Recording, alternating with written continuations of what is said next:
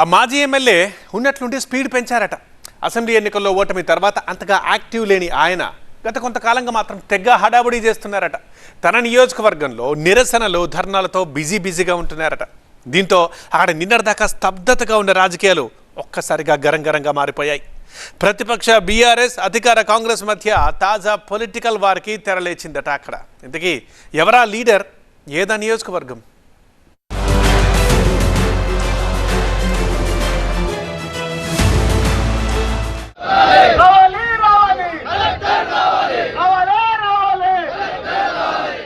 ఉమ్మడి పాలమూరు జిల్లాలోనే కందనూలు పాలిటిక్స్ కాకరేపుతున్నాయట.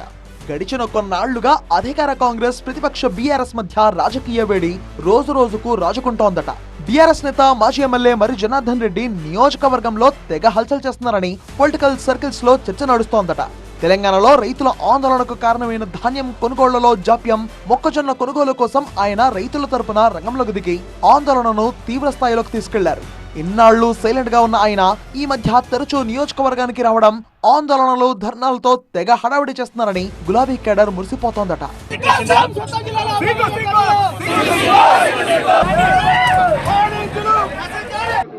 రైతుని ఇక్కడ ఎందుకు పెడతారు చెప్పు. అసెంబ్లీ ఎన్నికల ఓటమితో కుదేలైన మరి జనార్దన్ రెడ్డి ఆ తర్వాత పెద్దగా నియోజకవర్గంలో కనిపించింది లేదు, రాజకీయంగానూ వినిపించింది లేదు. అడపాదడపా నియోజకవర్గానికి వచ్చి వెళ్తుండేవారట. అయితే తాజాగా పూర్తిగా నియోజకవర్గంపైనే దృష్టి సారించారట మరి జనార్దన్ రెడ్డి. కుమ్మెర జాతర ఘటనలో చిన్నారి మరణం, ఆ తర్వాత ఆందోళనలో, ఇటీవలే రైతులకు మద్దతుగా రాస్తారోకో నిర్వహించడం, ఇలా పలు కార్యక్రమాలతో ఆయన బిజీగా మారిపోయారట.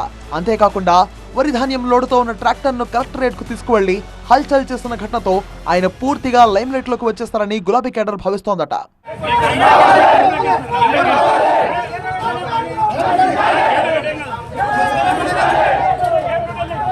దీంతో ఒక్కసారిగా కందనూలు రాజకీయ ముఖ చిత్రం మారిపోయిందట. సాధారణంగా రాజకీయ విమర్శలకు దూరంగా ఉండే పెద్దాయన ఎమ్మెల్సీ దామోదర్ రెడ్డి కూడా మర్రి జనార్దన్ రెడ్డి హడావిడితో డిస్టర్బ్ అయ్యారట.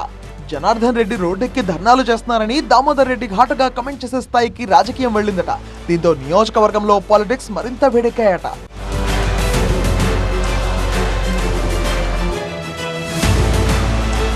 ఇక రాబోయే ఎన్నికలను దృష్టిలో ఉంచుకుని మాజీ ఎమ్మెల్యే మరి జనార్దన్ రెడ్డి అడుగులు వేస్తున్నారని ఆయన అనుచరులు చెప్తున్నారట.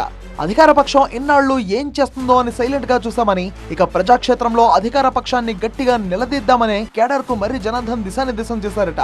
అందులో భాగంగానే ప్రజల సమస్యలు, ఆందోళనలు ఏమున్నా సరే ముందు వెనక చూడకుండా ఇట్టే నాగర్ కర్నూల్లో వాలిపోతున్నారట. తనతో పాటు కేడర్ కూడా ప్రజాక్షేత్రంలోనే ఉండి వచ్చే ఎన్నికల్లో సత్తా చాటడమే లక్ష్యంగా పావులు గదుపుతున్నారట.